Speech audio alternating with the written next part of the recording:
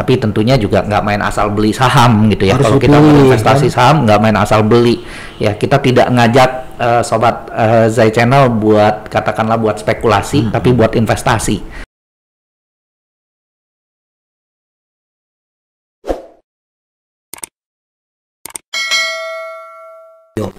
Jadi pas ngobrol-ngobrol tadi dia ahli di saham. Memang dia yang memberikan di Jawa Barat itu yang ditugaskan ke beliau untuk bagaimana kalau kita di MES itu bagaimana kita harus dakwah, memberikan informasi bagaimana itu dunia saham kalau dihubungkan dengan itu. Ini tugas beliau. Pas sudah duduk-duduk lagi ngobrol, sahabat J Channel, saya udah wawancara di J Channel. Jadi mau tidak mau kan dia mesti mau gitu sahabat J Channel. Apa kabar sahabat J Channel? Saya ngobrol terbuka tadi, pembukaan dulu. Mudah-mudahan sahabat J Channel sehat, bahagia, sukses di tempat kerjanya, sukses di tempat usahanya, dimanapun yang sahabat J Channel lakukan itu sehat, sejahtera. Kita perkenalkan tamu yang luar biasa. Kalau saya panggilannya kalau di rumah itu ada Om Reja gitu. Ini Pak Reja, tapi nama lengkapnya kita akan kupas tuntas. Bahasanya kupas tuntas bisa ya tim ya. Nanti judulnya dirubah aja. Jadi kita perkenalkan Pak Reja. Apa kabar Pak Reja? Baik, alhamdulillah. Selamat jalan nih Pak Jenal. Saya lihat Bapak tuh di Instagram atau di Facebook tuh aktif bagaimana seminar-seminar walaupun kondisi pandemi ya. Betul. Pak Reja, sebelum bicara tentang tadi tugas di Bandung apapun, saya ingin nanya Pak Reja tuh dari mana nih? Bukan ke daerah, artinya biar tahu nih sahabat J Channel kan kalau yang diwawancara tahu. Coba perkenalkan dulu nih Pak Reja, silakan. Oke, baik, makasih Pak Zainal. Jadi nama saya nih nama lengkap Reza Sadat Sahmaini, Pak Zainal. Ya, Reza Sadat Sahmaini. Kalau ini ya kebetulan ayah saya dulu tuh pengagum Anwar Sadat dulunya, jadi makanya namanya pakai Sadat gitu kan, pakai Sadat. Kemudian tadinya mau dikasih nama Anwar Sadat, tapi akhirnya ibu saya nggak mau ini yang pakai Reza gitu, karena dulu ada Reza Pahlavi ya. Jadi Reza Sadat Sahmaini. Kalau Sahmaini ya gabungan nama kakek lah ya. Kalau ayah saya tuh dari Bogor, aslinya dari Lewiliang. Kemudian kalau ibu saya dari Padang. Jadi Sunda Minang. Dan kemudian kebetulan lahir dan besarnya di Jakarta. Lahir di Jakarta ya? Lahir di Jakarta. Oh, jadi kalau Minang Sunda tuh cuma turunan leluhur ya? Turunan leluhur. Tapi kalau lahir dan besarnya di Jakarta. Dan alhamdulillah sejak 3 tahun yang lalu ya, November 2017 itu saya dipercaya untuk bertugas di Bandung ya, sebagai Kepala Kantor Perwakilan Jawa Barat PT Bursa Efek Indonesia. PT Bursa Efek Indonesia. PT Bursa Efek itu Indonesia. Apa tuh kegiatan biar tahu nih sahabat J Channel kan? Iya. Itu apa aja tuh? Ya, jadi kegiatannya adalah melakukan sosialisasi dan edukasi. Ini dekat aja biar suara biar ini. Sosialisasi dan edukasi kepada masyarakat terkait dengan pasar modal. Jadi harapannya ya semakin banyak masyarakat di Jawa Barat khususnya dan Indonesia pada umumnya yang juga memilih pasar modal sebagai alternatif investasinya. Bisa berinvestasi di saham, bisa juga berinvestasi katakanlah juga di obligasi, di sukuk, instrumen-instrumen pasar modal. Kemudian di samping itu juga kita melakukan sosialisasi dan edukasi juga ke perusahaan-perusahaan untuk juga bisa memperoleh pendanaan dari pasar modal ya. Perusahaan-perusahaan bisa menerbitkan saham, bisa menerbitkan obligasi, tadi sukuk, kemudian juga dire, dana investasi real estate, kemudian di infra gitu ya, dana investasi infrastruktur, jadi instrumen-instrumen pasar modal. Nah ini yang kita lakukan sehari-hari, melakukan sosialisasi edukasi baik itu ke perusahaan-perusahaan yang memang butuh pendanaan untuk pengembangan usahanya, pengembangan bisnisnya, dan juga ke masyarakat juga untuk berinvestasi, karena pasar modal merupakan tempat bertemu antara pihak yang butuh dana dengan pihak yang memiliki dana Memiliki untuk dana, berinvestasi. Jadi iya. sisi supply dan demand-nya ini yang kita tumbuh kembangkan, Pak. Ya, sisi supply-nya ya perusahaan-perusahaannya yang butuh dana itu bisa memperoleh pendanaan di pasar modal. Sisi demand-nya pada saat perusahaan-perusahaan butuh dana tentu harapannya bisa terserap oleh masyarakat Indonesia sendiri, khususnya juga masyarakat Jawa Barat. Nah, ini yang terus kita lakukan ya, mengedukasi dan kemudian juga tentunya ya juga membina hubungan ya dengan berbagai pihak ya, dengan stakeholder di Jawa Barat khususnya. Seperti itu, Pak. Oh gitu. Nih nggak tahu tidak semua sahabat channel atau masyarakat mengerti. Kan kalau masyarakat taunya kalau ingin dapat dana usaha itu kan dari perbankan, kan gitu. Ini biar clear gitu. Bagaimana perbankan, bagaimana di kita cari dana di itu ya saham begini itu bagaimana tuh bedanya? Ya, jadi memang kita sama-sama berada di bawah pengawasan dari Otoritas Jasa Keuangan, OJK, baik perbankan, pasar modal maupun juga ada industri keuangan non-bank. Kalau di industri keuangan non-bank tuh ada asuransi, dana pensiun, pegadaian dan lain sebagainya. Tapi pasar modal kalau di komisioner OJK tuh ada satu komisioner sendiri yang membawahi pasar modal. Khusus membawahi pasar modal dan ini legal. Legalitasnya ada di Undang-Undang Pasar Modal Nomor 8 Tahun 95. Ya memang selama ini mungkin masyarakat tahunya kalau kita cari dana itu mengembangkan bisnisnya ke bank gitu, ke bank gitu. Padahal sebetulnya ya bukan hanya ke bank gitu ya. Kalau kita lihat di negara-negara maju justru malah pasar modal jadi salah satu andalan gitu ya, jadi andalan. Kita lihat yang namanya perusahaan-perusahaan besar di dunia ini umumnya masuk pasar modal. Bukan dari bank ya? Iya, umumnya go public. Kita lihat yang namanya Amazon, Tesla gitu ya. Yang ini yang baru apa? Yang film sekarang kan masa pandemi itu Netflix ya. Netflix masuk juga ya. Iya, terus kemudian juga Microsoft, kemudian bahkan yang namanya Saudi Aramco itu juga go public gitu ya, memanfaatkan pasar modal. Kemudian Manchester United itu juga go public ya.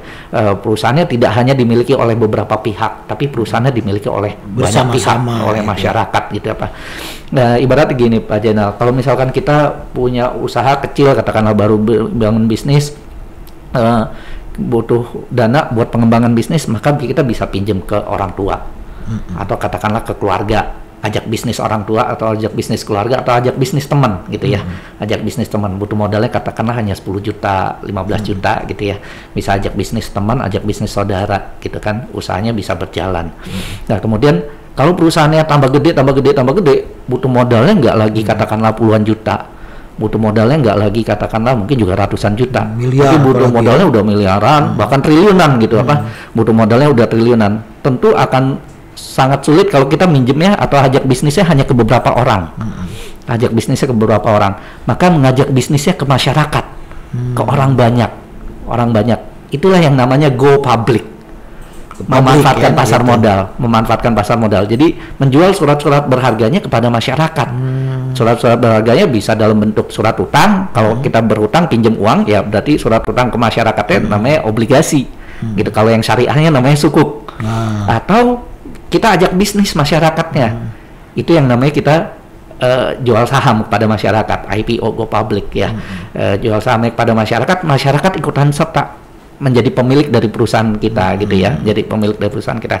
Dan tadi yang seperti saya sampaikan bahwa ternyata perusahaan-perusahaan besar di dunia ini go public ya, tadi seperti yang namanya katakanlah tadi Amazon, Google, Facebook, ya, Facebook juga Aramco, ya. Saudi Aramco itu semua go public. Perusahaannya tidak hanya dimiliki oleh 1-2 orang, oleh beberapa orang, tapi perusahaannya dimiliki oleh masyarakat. Dan jadi rasa memilikinya semua. Rasa memiliki masyarakat tinggi terhadap perusahaan tersebut. Ini contohnya, kalau maaf yang dipotong, yang kita pakai nih, Unilever itu kan dari mulai sikat gigi apapun ya, Unilever itu juga go public ya. Go public. Contoh ya. Contoh. Betul. Di Indonesia itu tadi kita bicara perusahaan-perusahaan besar di dunia. Kita bicara di Indonesia, hampir semua bank umum go public. Yang namanya Bank BCA, Bank BRI, Bank Mandiri, Bank BNI, BTN segala macam itu semua go public juga, termasuk BJB pada saat era Pak Jenal gitu ya, justru juga go public. Yang mencari pendanaan juga melalui masyarakat gitu ya, dan ada rasa memiliki masyarakat yang tinggi akhirnya terhadap perusahaan. akhirnya perusahaan juga bisa tata kelolanya menjadi lebih baik gitu ya, karena yang ngawasinnya juga nggak hanya 1-2 pihak, yang ngawasinnya jadi masyarakat ikut ngawasin perusahaan ya. Kemudian juga dari segi going concern perusahaannya juga lebih terjaga. Biasanya perusahaan-perusahaan keluarga biasanya generasi kedua, ketiga biasanya gulung tikar, Pak. Ya, rata-rata ya. Rata-rata gulung tikar gitu ya. Karena orang tuanya bangun bisnis bagus, begitu nyampe ke anaknya udah pada berantem gitu, atau bahkan nyampe ke cucunya berebut gitu ya, Pak. Akhirnya berantem, akhirnya bubar. Nah, salah satu solusinya buat going concern itu supaya perusahaannya tetap sustain adalah IPO. Sahabat channel poin bahwa kita poin penting bahwa salah satu untuk melanjutkan yang keluarga sahabat channel yang telah membangun baik UMKM yang konvensional syariah, untuk melanjutkan keberlangsungan usaha itu salah satunya solusinya harus melakukan go public. IPO. Betul. Nah, tadi kan keuntungannya, kerugian juga pasti ada. Nah, saya mau nanya nih, karena waktu juga Pak Harja masih sibuk nih. Bagaimana dengan masa pandemi nih, setahun ke belakang ini bagaimana nih kondisi pasar modal tuh? Ya alhamdulillah di kondisi pandemi ini justru pasar modal booming nih Pak. Luar biasa jumlah investor kita meningkat sangat signifikan. Jumlah emiten juga tetap bertumbuh dengan baik gitu ya. Masih di 51 emiten baru selama 2020 kemarin. Masih masih sama seperti 2019 2018. Pertumbuhannya masih di atas rata-rata 3 tahun terakhir itu di atas rata-rata sebelumnya ya, tahun-tahun sebelumnya. Dari segi jumlah emiten, dari segi jumlah investor, semakin banyak masyarakat kita yang berinvestasi di pasar modal. Iya, justru Dan ini sekalian aja Om Rijal, Om Rijal masih muda kelihatan. Coba ajaklah sahabat Channel atau masyarakat Jawa Barat, kita ini Jawa Barat atau masyarakat Indonesia untuk bisa mengerti tentang ini. Tolong minta diajak juga nih ke langsung gitu. Jadi sobat Zai Channel, ayo kita berinvestasi di pasar modal, karena investasi di pasar modal, investasi di saham ini legal, kemudian juga kita bisa juga memperoleh satu keuntungan juga yang cukup baik ya. Tapi tentunya juga nggak main asal beli saham gitu ya. Kalau kita berinvestasi saham nggak main asal beli ya. Kita tidak ngajak sobat Zai Channel buat katakanlah buat spekulasi, tapi buat investasi.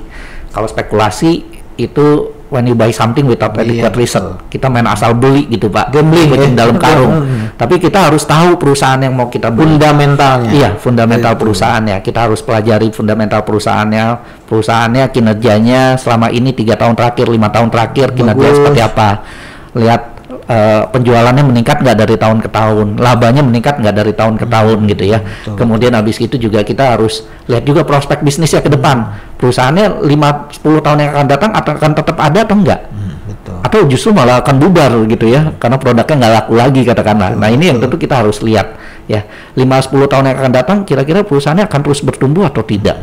Dan kemudian juga kita lihat bagaimana kekuatan bisnisnya, kelemahannya gitu ya, kemudian ancamannya, peluangnya gitu dari kita lakukan analisa ya, sehingga akhirnya kita bisa memutuskan bahwa ini perusahaannya bagus, dan kemudian habis itu kita bisa berinvestasi di sana, ikutan bisnis dengan perusahaan-perusahaan tersebut. Kalau kita lihat ternyata ya banyak perusahaan-perusahaan kita yang punya kinerja yang selama ini bagus dan punya prospek yang bagus ke depannya, tapi justru selama ini tidak dinikmati keuntungannya oleh masyarakat kita sendiri ya. Tadi Pak Zainal sudah sampaikan seperti katakanlah Unilever gitu ya. Kemudian juga ada Indofood, ada Astra, ada perbankan tadi BCA, BRI, Mandiri. Itu perusahaan-perusahaan yang selama ini kinerjanya cukup bagus dan juga masih punya prospek yang bagus gitu ya. Tapi selama ini masyarakat kita nggak ikutan jadi pemiliknya. Kita selama ini hanya jadi konsumen, hanya jadi konsumen. Kita hanya jadi konsumen. Padahal kalau Pak Zainal bikin bisnis, tujuannya apa? Pasti tujuannya adalah meningkatkan kesejahteraan pemilik perusahaan. Pemilik perusahaan itu siapa? Pemegang saham. Jadi kalau misalkan sahamnya masyarakat ya kebagian ya. Iya, betul. Konsumsi barang, betul. Tadi Unilever kita juga dapat benefit ya nantinya, betul. Dividen ya. Dapat dividen juga. Perusahaannya tambah gede ya, kekayaan kita tambah meningkat juga. Bisa naik kan ya. Betul. Gitu ya. Betul. Harga saham ya sama aja kayak sapi, Pak. Sapi kalau tambah gemuk harganya naik. Perusahaan tambah besar perusahaannya, tentu value-nya juga meningkat. itu menarik nih. Sahabat channel, kita tanya dulu cara nih. Ya, caranya bagaimana? Kan tidak semua sahabat channel mengerti tentang tadi kan mau beli Unilever nih, bagaimana caranya? Mau beli saham BJB, saham BRI, saham sekarang ada yang BRIS ya gitu ya. Itu bagaimana caranya gitu? Caranya adalah yang pertama ada baiknya ikut edukasi dulu nih. Edukasi. Pelatihan karena kalau sekarang kan waktu kita terbatas nih Pak Zainal ya. Jadi kita bisa ikut sekolah pasar modal. Sekolah pasar modal bisa mungkin follow Instagramnya IDX_Jawa Barat. IDX_Jawa Barat. Iya, @IDX_Jawa Barat. Follow Instagramnya. Kemudian di situ ada jadwal sekolah pasar modal, Pak. Ada jadwal. Saya juga mau nih walaupun kan enak tambah temen juga kan ya, gitu. Betul. Jadi ikutan sekolah pasar modal. Sahabat channel, jangan nunggu di Instagram saya. Ya. Dan itu di Instagram itu ada berbagai program edukasi kita, bisa dilihat dan bisa namanya teman-teman tonton ya nantinya. _Jawa Barat. Jawa Barat. Langsung. Oh ini nih ya. Iya. Nah, ini. Nah, sahabat channel saya udah nge-follow nih. Jadi minimal tahu juga. Sahabat channel juga follow ke IDX Jawa Barat. IDX_Jawa Barat Jawa Barat. Terus saya juga follow juga ada J channel. Ya, gitu. Jadi biar satu gabungan di situ kita komunikasi. Ada komunitas J channel, kita bicara tentang modal ya, saham ya di situ ya. Dan caranya ada di situ ya. Ada. Iya. Dan itu nanti ikut sekolah pasar modal, kemudian juga buka rekening. Buka rekeningnya nggak bisa di bursa. Buka rekeningnya harus ke perusahaan-perusahaan sekuritas. Anggota bursa dari Bursa Efek Indonesia. Jumlahnya ada 98 perusahaan sekuritas. Banyak juga ya, kayak perbankan gitu ya. Iya. Broker-broker gitu. Iya, betul. Jadi ada 98 perusahaan sekuritas yang kalau punya kantor cabang di Bandung itu ada 26 perusahaan sekuritas yang punya kantor cabang di Bandung. Nah, kita bisa buka rekening di sana, kemudian habis itu setelah itu baru kita bisa beli sekarang sahamnya. Gampang ya buka rekeningnya. Betul. Online. Sekarang bisa online, betul. Ini saya juga ada sahabat channel, saya ada di 8 nih. 8 bisa harus lapor juga ya. Siap. Ada 8, satu di Dana Reksa BRI, kalau sekarang BRI ya. BRI Dana Reksa namanya. Di Trimegah. Iya. Dana Reksa. Terus Sinarmas ya. Terus iPod tuh apa? Indo Premier itu ada. Sekuritas ya. Terus Mirae ya. Iya, Mirae. Terus BNI ya. Sekuritas, Mandiri Sekuritas. Iya. Terus udah 8 nih tadi, udah berapa? Ya 8 ya, saya juga ikut. 8 perusahaan sekuritas. Biar ini karena apa? Pelayanan kan. Iya. Sekarang pakai online semuanya saya lihat. Nah, ini ngomong-ngomong karena kebetulan saya di Ketua Masyarakat Ekonomi daerah Jawa Barat nih sahabat jangan, kita akan tanya bagaimana tadi kan yang konvensional gitu. Kalau yang syariahnya bagaimana nih? Ya, coba Jadi syariah sendiri kita nggak perlu khawatir terkait dengan wah ini bertentangan dengan syariah atau tidak. Jadi sudah ada fatwanya terkait dengan investasi saham. Ya, kalau sebelumnya fatwa nomor 80 ya tentang mekanisme transaksi efek bersifat ekuitas, sekarang juga ada fatwa nomor 135 tentang saham. Jadi mana transaksi-transaksi yang diperkenankan secara syariah dan mana yang tidak diperkenankan secara syariah. Dari 719 perusahaan tercatat di bursa saat ini, itu sekitar 420 yang merupakan saham-saham syariah. Udah lebih dari 50% berarti? Iya, saham-saham syariah. Jadi perusahaan-perusahaan yang kegiatan usahanya tidak bertentangan dengan syariat Islam, itu masuk ke dalam kategori saham syariah. Gitu. Tapi kalau yang tentu yang kayak misalkan kalau kayak perusahaan-perusahaan perbankan konvensional itu nggak masuk kategori saham syariah. Tapi kan ada unit di bawah contoh BRI, ada BRI Syariah. Iya, itu masuk BRI Syariah masuk ke dalam daftar saham syariah itu BRI Syariah. Ini ngomong-ngomong BRI Syariah nih, tahun lalu ini ngobrol nggak apa-apa terbuka ya. Nilai BRI Syariah tuh nilai berapa tahun lalu tuh kurang lebih? BRI itu boleh bicara itu kan? Iya, kurang lebih lah. Iya, BRI Syariah itu sempat turun sampai ya kondisi awal-awal pandemi ya, karena investor juga khawatir kan pada saat di awal pandemi itu hampir semua negara juga lockdown ya Pak ya.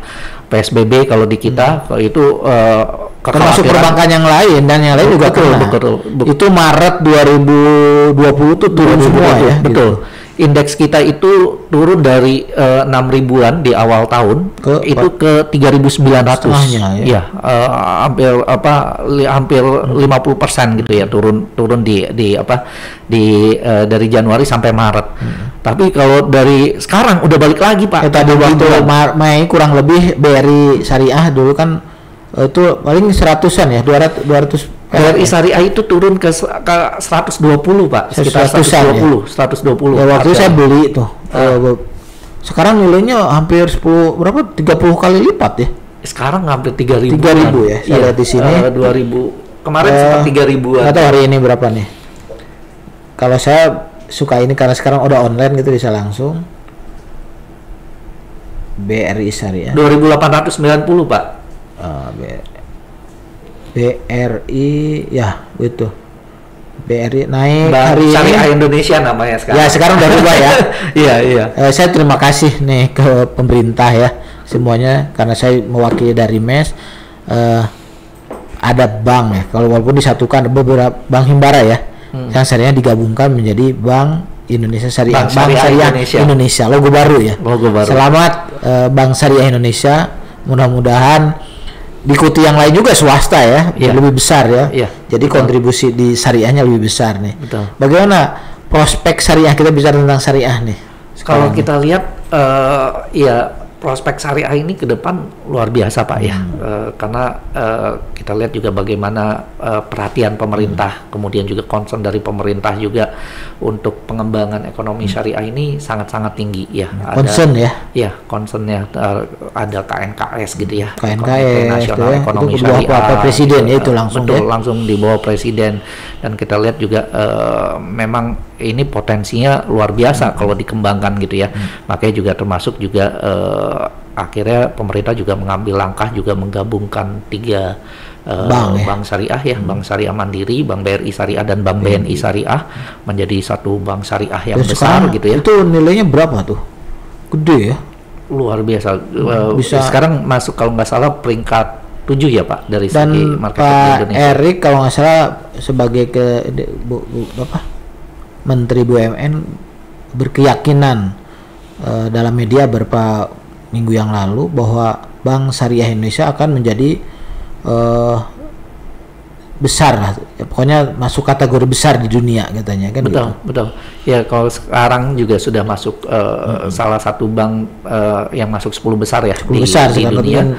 Pengen di 2 besar gitu ke depannya kan gitu. Dan itu potensinya sangat besar Pak. Ya. Karena kita memang negara dengan jumlah penduduk muslim terbesar di dunia gitu ya. Dan potensinya sangat besar dan ini sepertinya juga kita MES perlu support ya Pak untuk juga pengembangan terkait dengan ekonomi syariah. Betul Pak. Ya, ekonomi syariah termasuk juga pasar modal syariahnya. Betul, pasar modal syariah kita undang nih ngobrol langsung aja.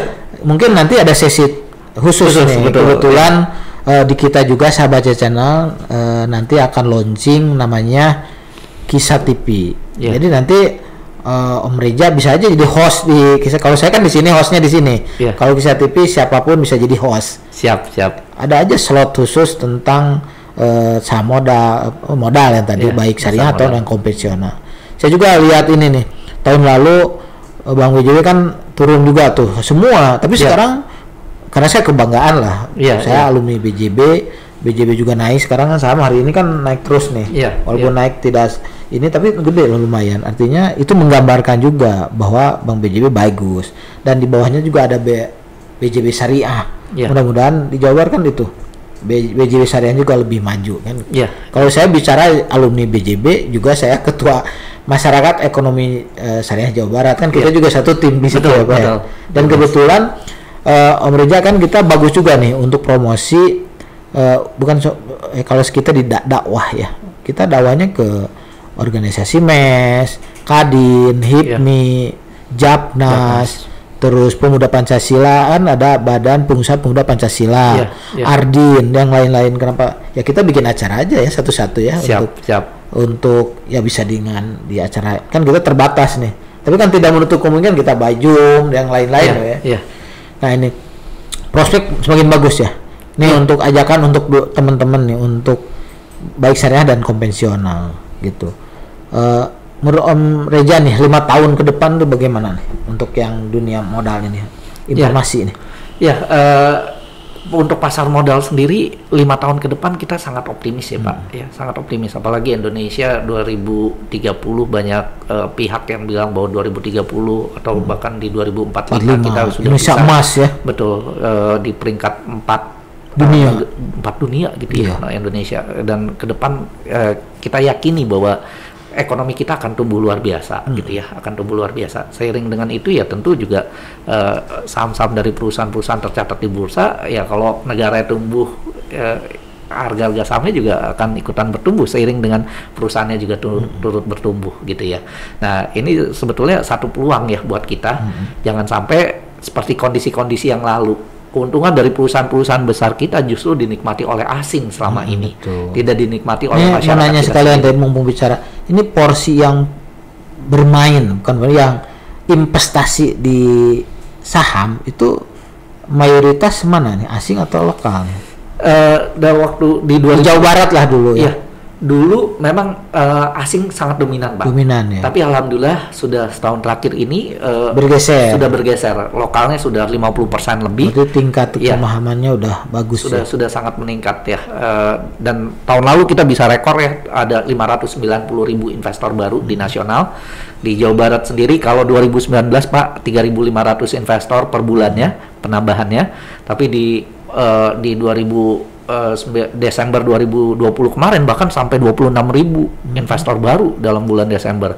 November 19.000, sudah jauh. Termasuk golongan milenial katanya. Termasuk milenial paling anak saya di rumah yang lagi kuliah tuh udah punya ini akun Danarex. Saya bukan iklan Danarex, saya kan saya pegang 8 tapi untuk anak saya udah itu kan pakai sistem lain. Udah punya tuh berdua tuh.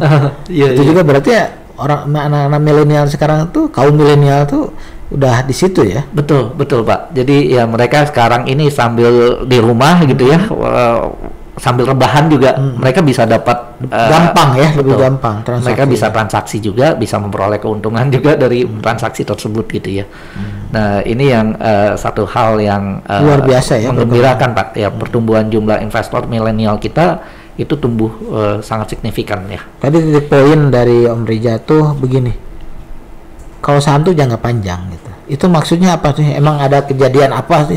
Kenapa harus, kan emang kalau kita udah tahu nih, kalau bagi nih pemahaman bagi sahabat Cecena tuh, kenapa harus jangka panjang itu apa? Ya, harga saham itu harian naik turun Pak. Bisa karena berdasarkan mekanisme pasar. Betul. Kekuatan permintaan dan penawaran. Pada saat permintaannya tinggi, harga akan naik. Tapi sebaliknya, pada saat penawarannya lebih banyak, harga akan turun gitu ya. Tapi secara jangka panjang, mereka akan lihat value-nya. Kalau perusahaan, betul. Kalau perusahaannya kinerjanya bagus, tentu value-nya meningkat Pak. Maka harganya juga akan mengikuti value tadi, mengikuti nilai dari perusahaannya. Tapi sebaliknya kalau perusahaannya kinerja jelek, maka harganya juga akan naik turun dan jangka panjangnya juga akan turun. Jadi kalau jangka panjang, kita lihat perusahaan-perusahaan yang punya prospek yang bagus, secara jangka panjang, walaupun harian dia naik turun, jangka panjangnya akan naik, gitu apa? Makanya nggak perlu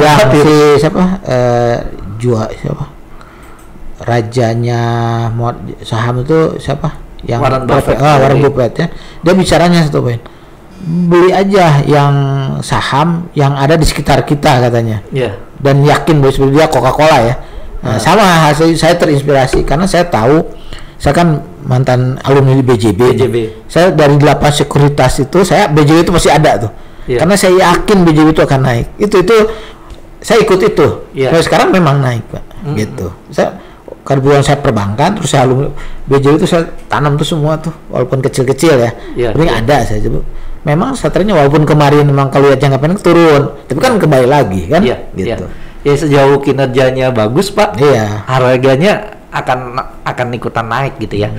Jadi minimal kita mendoakan ya, misalnya menggunakan produk baik jasa atau produk biasa, tempat kita nanam saham itu kan, kita juga pasti mendoakan support ya. Betul. So saya BJB harus bagus lah gitu kan, enak. dengan kepemimpinan sekarang kan naik terus nih. Saya lihat dan saya saham juga naik kan, senang juga kan. Iya, Di samping nanti dapat dividen kan. Betul, betul. Keuntungan lainnya ya tadi enaknya juga dapat dividen gitu ya Pak. Begitu perusahaan. Tapi memang kalau dividen tuh dengan rata-rata nih ngobrol aja kan banyak, kenapa masih bisa di atas rata-rata deposito atau di bawah rata-rata? Kalau dividen ya tergantung juga sih Tergantung Pak. perusahaan, kinerja perusahaan dan keputusan ini RUPS. ya. Betul. Berapa yang akan dibagikan dalam bentuk dividen kan keputusannya ada di RUPS ya Pak. Seperti itu sih. Makasih nih Om Rija udah mampir dipaksa. Sama-sama, jadi kita Pak. sharing yang luar biasa. Kita harus ada sesi khusus. Siap. Ngobrol-ngobrol nih, jangan hanya mikirin saham aja. Om Reza udah nikah belum nih? Anak berapa nih Pak? 2 Pak. Masih kecil-kecil ya? Kecil-kecil, ada 10 tahun. Kan kalau ngobrol dengan Om Reza itu saham aja dari dulu nih. Om Reza nggak pernah ke saya juga, dari Pak Jaya beli ini, itu bagus juga ya. Tapi carilah, nggak menunjuk ini sahabat channel. Coba beli Pak saham ini, enggak. Beliau tuh bagusnya gini, cari fundamental yang bagus. Cari sejarah perusahaan itu historinya bagus enggak, itu yang pegangan. Makanya saya selalu salut ke beliau, padahal beliau pasti tahu saham ini akan naik, itu pasti beliau tahu, itu kan rahasia perusahaan. Tapi dengan obrolan itu jadi saya, oh ya intinya kita bisa boleh memilih dengan memilih saham yang akan kita ambil. Namanya investasi saham, bukan bermain saham kan. Betul, gitu ya. Betul Pak. Oke Om Reza, makasih. Salam untuk keluarga juga keluarga yang di Padang, di Bandung, di Bogor, kan kita udah satu keluarga. Kita keluarga MES juga nih. Terima kasih telah hadir di sini, telah memberikan inspirasi, motivasi bagi saya terutama dan bagi sahabat channel ya, sahabat channel. Kita udah ngobrol santai dengan Pak Reza tadi, dipaksa. Semoga ini menjadi inspirasi dan motivasi bagi sahabat channel. Sampai jumpa dengan tamu lainnya. Assalamualaikum warahmatullahi wabarakatuh. Waalaikumsalam warahmatullahi wabarakatuh. Tunun Bapak. Ya.